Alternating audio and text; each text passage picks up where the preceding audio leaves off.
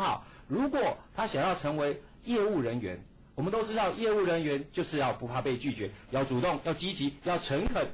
所以他如果您的写的特质里面刚好就有符合这样的特质，恭喜你，你就有成事的要件，就是你适合做业务人员这样的能力。好，再来，各位可知道这个图案是什么图案吗？在游乐场里面或者童话故事，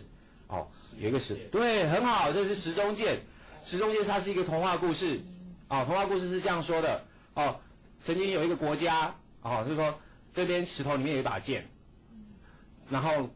皇宫里面就来跟大家很多村民宣誓说，如果有任何人能够把这把剑从石头里拔出来，那他就可以成为下一代的国王。